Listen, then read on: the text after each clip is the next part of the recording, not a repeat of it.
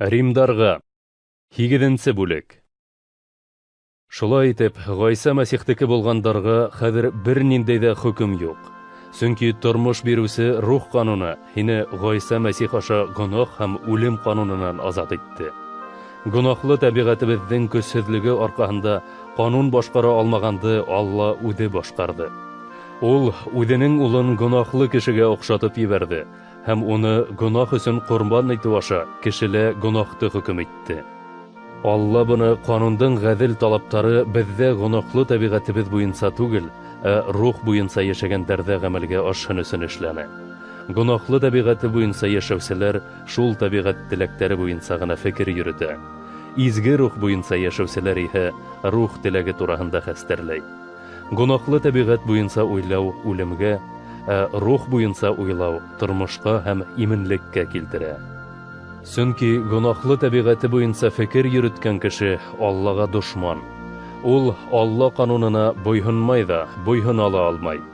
Гөнаһлы табигаты буенча яшәүчеләр Аллага ярай да алмай.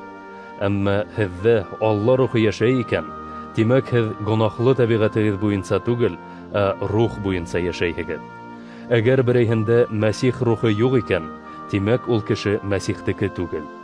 Мәсих һездә булһа инде, тәнегез гөнаһ аркасында үле, әмма Алла һезне аклаганга күрә рух һезгә тормыш бирә. Әгәр Гайсаны үленән терелткән Алланың рухы һездә яшәй икән, Мәсихте үленән терелткән Алла үзенең һездә яшәүче рухы менән фани тәнегезгә лә тормыш бирәсәк. Шулай булгас, имандаштар, безнең гөнаһлы табигатыбыз алдында бурысыбыз юк һәм уның буенча яшәргә тиеш түгелбез. Гөнаһлы табигатыгыз буенча яшәһәгез, үләсәкһегез. Алла рухының көсе менән гөнаһлы эшләрегезне үлтерһәгез инде, ул сакта яшәясәкһегез. Алла рухын йөртүчеләрнең бөтенеһе лә Алла балалары. Һез үзегезне куллыкка төшереп, яңынан куркып яшәргә дусар итүче рухты түгел, үзегезне Алла балалары итүче рухты алдыгыз. Шуга ла Абба, атам дип Аллага мөрәҗәгать итәбез. Алла рухы үзе рухыбызга безнең Алла балалары булуыбызны раслай. Алла балалары булгас, без варистар. Димәк, Алланың варistары һәм Мәсихтең варисташтары. Мәсих менән бергә михнәт кисерәбез икән, уның данында уртаклашасакбыз. Әлеге вакытлы газаптарыбызның безнең өчен тәгаенләнгән һәм киләсәктә асыласак дан менән сагыштырганда берни дә түгел икәнлегенә ышанам. Алла тарафынан яратылгандардың барыһы ла уның үз балаларын күрһәтүен түземһезлек менән көтә. Алла бар иткәндәрнең һәммәһе лә мәгънәһез тереклек итүгә буйһындырылды. Был уларның теләге менән түгел, буйһындырусының ихтыяры буенча башкарылды. Алла яраткандардың барыһы ла фанилык куллыгынан котылдырылып, Алла балаларының данлы азатлыгын уртаклашасак дигән өмет бар. Алла яраткандардың барыһының да тулгак газабы кисергән катын кебек, әлегә тиклем ыңгырашканын һәм газапланганын беләбез бит. Улар гына түгел, Алла бүләктәренең тәүгеһе булган изге рухка ия булып, без дә Алланың безне үз балалары итеп, тәнебезне азат итүен түземһезлек менән көтеп, эстән генә ыңгырашабыз. Без котылдык, әмма был әлегә өмет кенә. Тик өмет иткән нәмәне күрергә өлгәшһәк, ул инде өмет булмай. Чөнки үзе күргән нәмәгә кем өметләнһен? Инде үзебез күрмәгән нәмәгә өметләнәбез икән, уны сабырлык менән көтәбез. Шулай ук рух та безгә ярдәм итә. Чөнки без көчсез, нимә турында дуга кылырга кирәклеген дә белмәйбез. Рух үзе һүз аша әйтеп булмаслык көрһенү менән безнең өчен Аллага ялбара. Йөрәктәрне үтә күрүсе Алла өчен рухтың уйдары асык.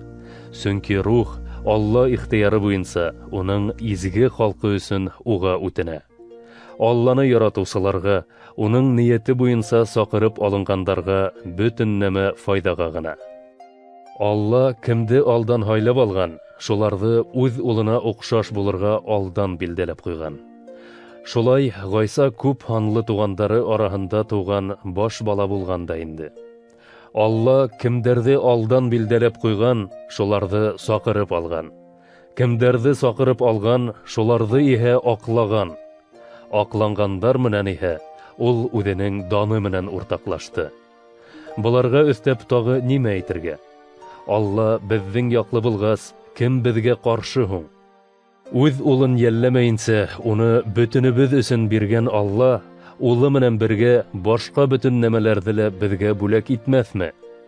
Алла тарафынан һайлап алынғандарҙы кем ғәйепләр? Алла уларҙың ғәйепһеҙ булыуын таный бит. Уларҙы кем хөкөм итә алыр? Ғайса Мәсих улар хаҡына үлде. Ул ғына ла түгел, үленән терелтелде. Ул Алланың уң яғына ултырҙы һәм беҙҙең өсөн Аллаға ялбара. Мәсих мөхәббәтенән беҙҙе нимә айыра ала? Ҡайғымы, әллә ҡыҫырыҡлауҙар, эҙәрлекләүҙәрме, аслыҡмы, әллә яланғаслыҡмы, хәүефме, әллә ҡылысмы? Изге яҙмала әйтелгәнсә: Һинең өсөн үлем ҡурҡынысы аҫтындабыҙ. Беҙҙе салырға тәғәйенләнгән һарыҡ кеүек күрәләр. Ләкин быларҙың барыһында ла беҙҙе яратыусы ярҙамында тулыһынса еңеп сығабыҙ. Үлем һәм йәшәү ҙә, фәрештәләр, күренмәгән етәкселәр һәм көстәр ҙә, хәҙерге һәм киләсәктәге нәмәләр ҙә, бейеклек һәм тәрәнлек тә, бар ителгән бер нәмә лә Раббыбыҙ Ғайса Мәсих аша күрһәткән Алла мөхәббәтенән беҙҙе айыра алмаясағына ышанам.